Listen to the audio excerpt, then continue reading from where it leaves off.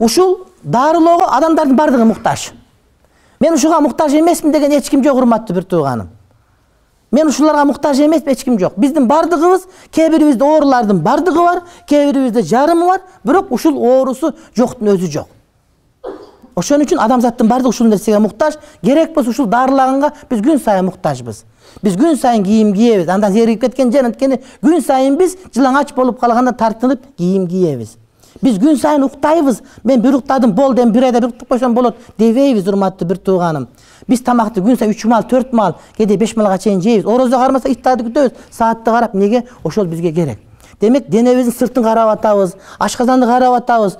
Ошол учурда, урматтуу бир тууганым, биз өзүбүздүн ооруларды дарылаш үчүн дагы мына ушул сыпаттарга дайым амал кылып, күн сайын ушул нерсени менде барбы, мен камсыз кылып атам деп, тамак ичкенде, аба жуткандай эле, кийим кийгенде өзүбүзгө бекем алып калышыбыз керек. Антпай турган болсок, анда биз, урматтуу бир тууганым, жанагы ооруну жашырсаң өлүм ашкере кылат дегенде, өлүм ашкере кылат бизди. Өлүп атабыз күнүгө. Кыздарыбыз никеси тууп атат, балдар никеси төрөлүп атат, балдар жетим калып атат, уурулук болуп атат, коррупция болуп атат, мародерлук болуп атат, свет уурдалып атат, жол уурдалып атат, асфальт уурдалып атат, тес уурдалып атат. Ошонун бардыгы биздин өлүмүбүз ошо. Өлүмдөн жаман нерсе ашкере кылып атат. Анткени ушул сыпаттар биздин жашоого кирбегендиги үчүн биздин бардыгыбыз жылтырап галус такка менен кыйкыйтып буунтуп алып, нарак өлүп калгандыгын бизге бардык айтып берип атат.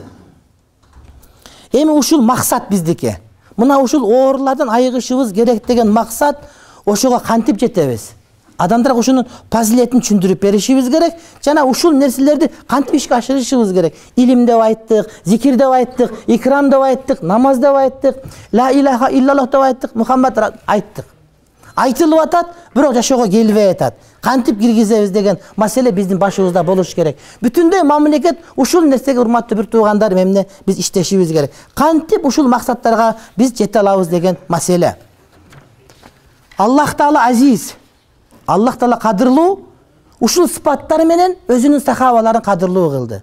Алар бир убакта ааламда эң кадырлуу адамдар, азыркы жашап аткан арабтардын аталары, биз сахаба деп урмат кылып аткан кишилер, булар бир убакта ушундай жаман адамдар эле.